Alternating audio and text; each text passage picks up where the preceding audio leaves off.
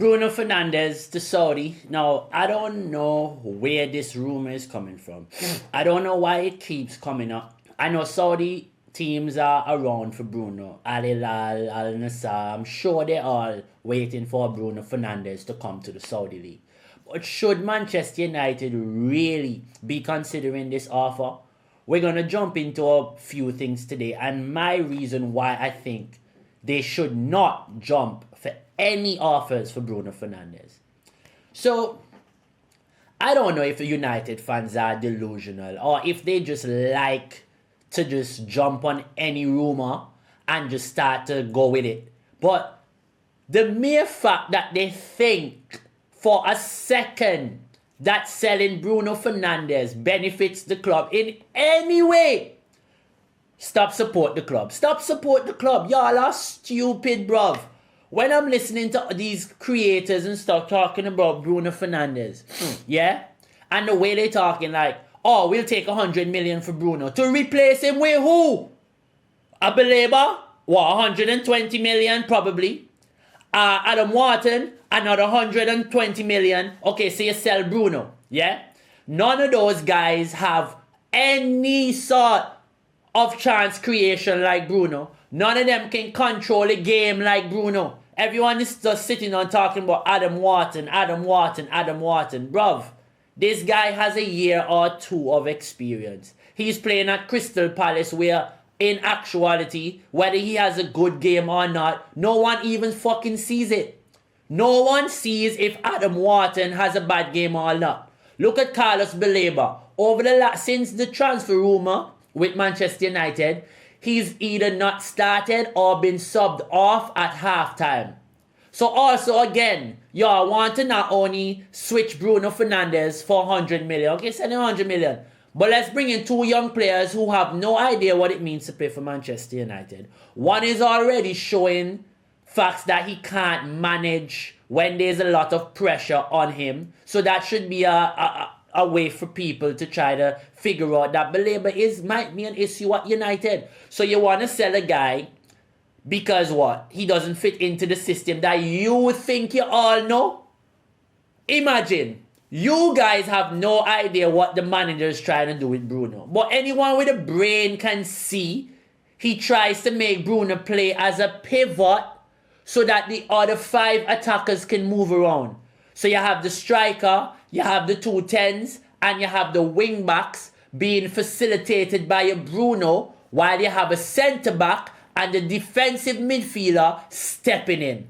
It's a clear indication of what the guy wants to do. How many times in the game you see Bruno pick up the ball, drives with it, and you see everyone making different runs around him? How many times?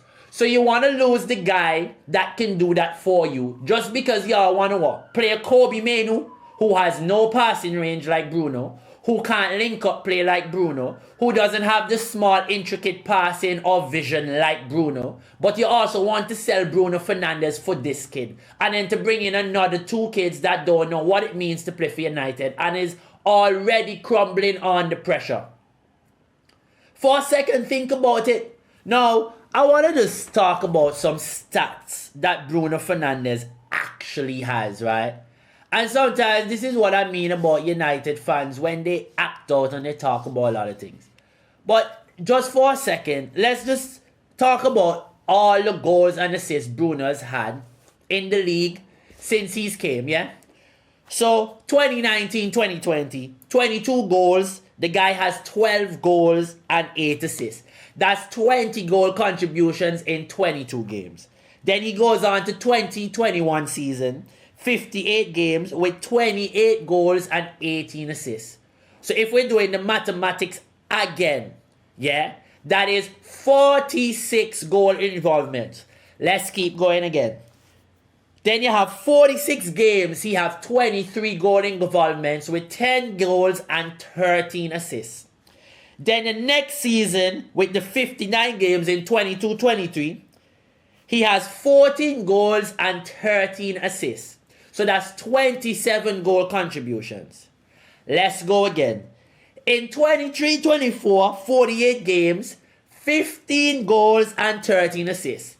That's 28 goal contributions. And then last but not least, last season, the worst season in the club's history, he had 19 goals and 19 assists. This is what people want to sell because people said he don't fit into a system. Bro, if y'all want to build a team around a Kobe Manu, you don't want to find a way to make a Bruno work. And people say, oh, he don't fit the system, he don't fit the system. Okay, fine, he don't fit the system.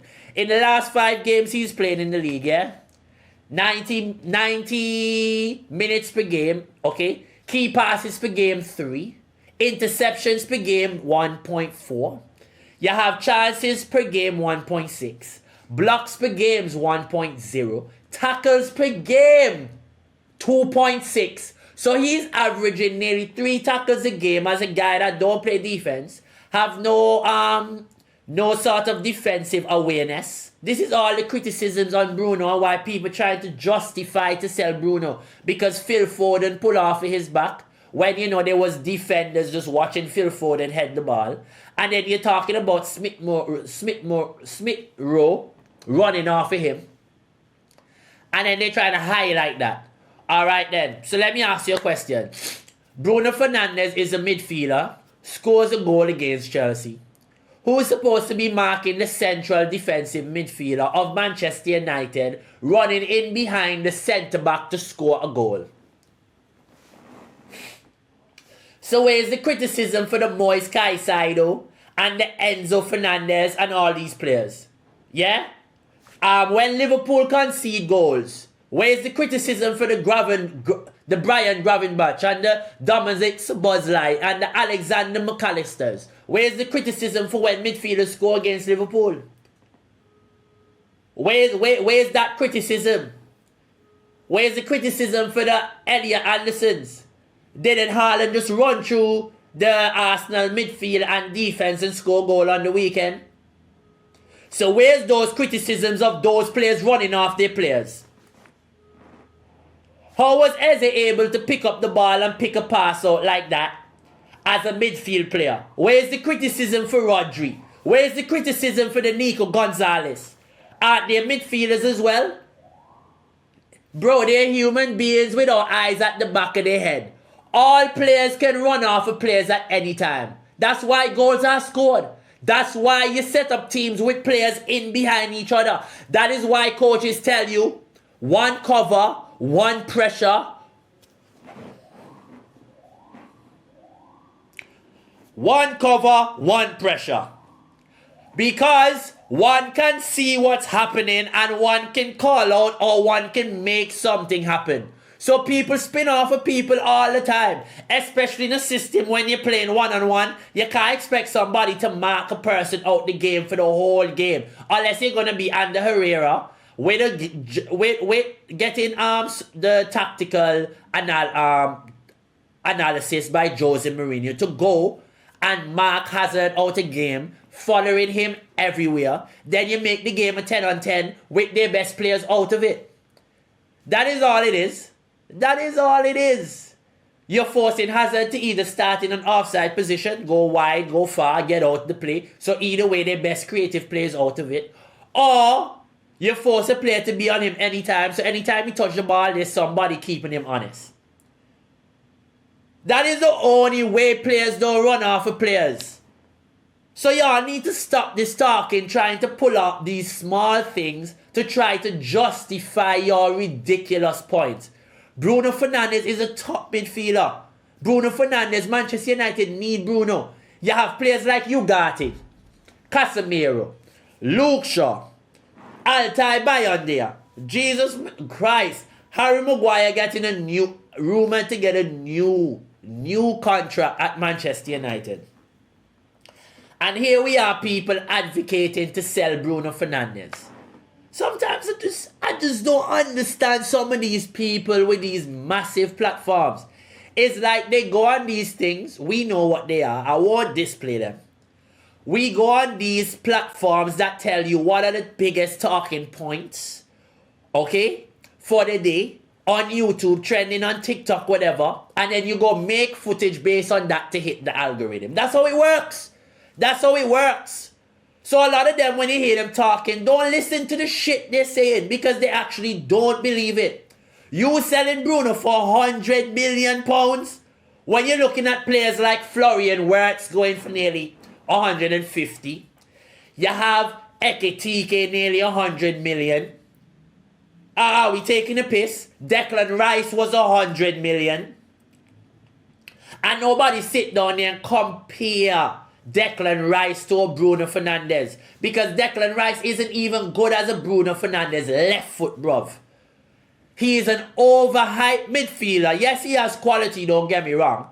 Declan Rice is a good midfielder. Don't get me wrong. Don't misquote me and say, oh, I hate on. No. I'm a Declan Rice fan. Even if before you all thought he was a big player, I was a fan of Declan Rice. Remember when all y'all used to talk about Declan Rice, the square passer, side to side?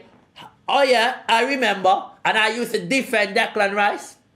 So let us not sit down now and act like I don't like Declan Rice. But my point to Declan is, he's not better than Bruno Fernandes.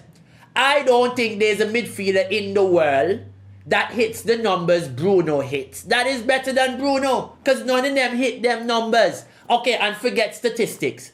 Creative machine. When you talk to any creative player in Bruno's position and you ask, who one of the best creative players around right now? You know all them say? Bruno Fernandes. Kevin De Bruyne, Bruno Fernandes. Martin Odegaard, Bruno Fernandes. And continue naming it, they call Bruno Fernandes. There is no way I could advocate for United selling this man. There is no one that can talk to me and tell me that there's even any replacement born yet that is good as to replace Bruno. If y'all were telling me, okay, get rid of Bruno for Kevin De Bruyne. Not even that.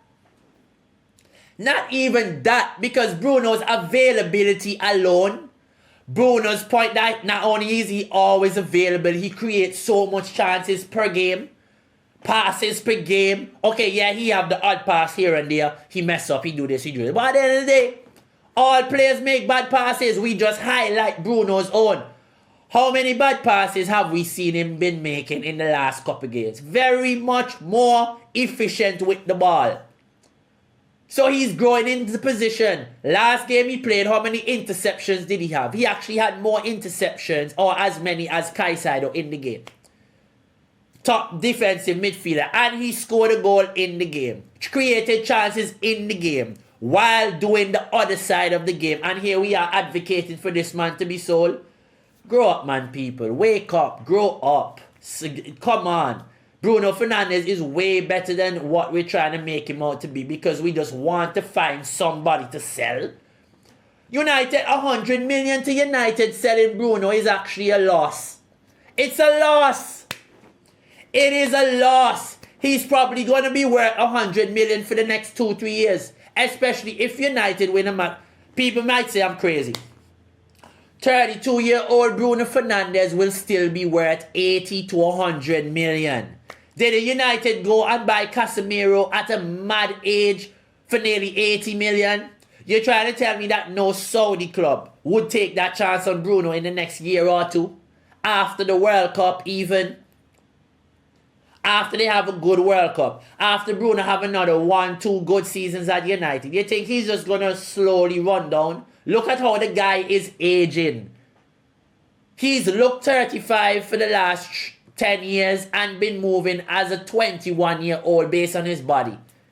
The guy picks up an injury, he recovers in 3-4 days.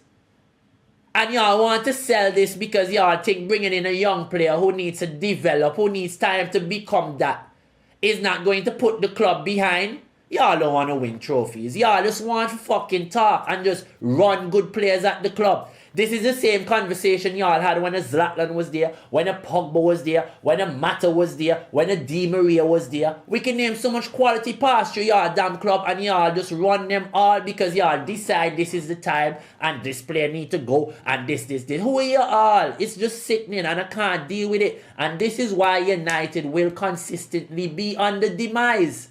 Because you all consistently cry for the best players to leave the club.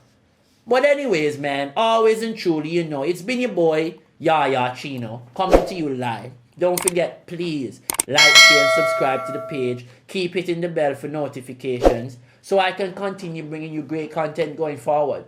It's been your boy. Stay sexy, my people. More videos coming out as usual. We keep it running. Ciao.